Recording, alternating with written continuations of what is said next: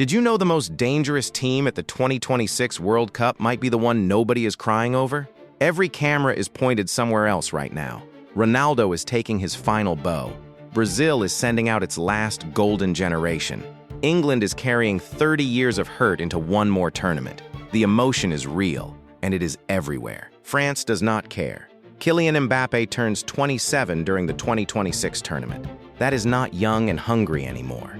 That is peak, fully formed, and completely locked in. He has already won a World Cup. He knows exactly what it takes. And the squad around him is not built on nostalgia. It is built on depth, speed, and cold efficiency. Here is the thing about big tournaments. The team that wins rarely has the best story. It has the best squad. France has both, and they are not asking for your attention. While the world watches the farewell tours, France is quietly preparing to end every single one of them.